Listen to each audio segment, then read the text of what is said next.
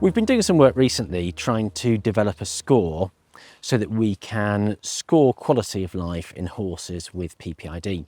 As equine vets, we're very used to having scores for lots of clinical things, so how lame a horse is, or how much mucus there is in its windpipe, or how its larynx is moving. But we don't have a lot of scores that really consider the sort of wider context of the horse's whole quality of life. And the idea of the quality of life score is to take into account lots of different factors, and not just to consider them at a single instant at the time we're examining the horse, but to consider them over an extended period. And to do that, we need to get the owners to complete the information, or the carers of the horse. They will be much more familiar with how that horse is behaving, how the horse is behaving compared to its normal self, and the activities they used to do.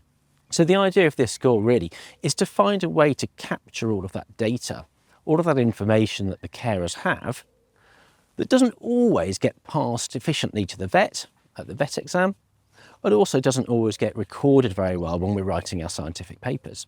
So what we did was we developed this score by taking a series of questions that we trialled on horse owners and vets, and we tried to develop a set of questions that would capture lots of different types of information, and then we worked on that to refine that list down to 24 questions. We could then apply that to horses with PPID, and so we would get a certain score for things like the clinical changes would have a score. So if the horse had coat changes or muscle loss or flare-ups of laminitis. But we also included things like whether that horse was difficult to medicate, or how it was interacting with other horses and with its owner. So the purpose of this tool really is to find an objective way that we can, I guess, put a number on the horse's quality of life. And that has to be something that's repeatable.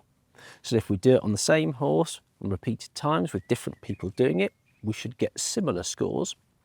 And it should also consider all of that information that doesn't always necessarily get conveyed to the vet during a brief examination.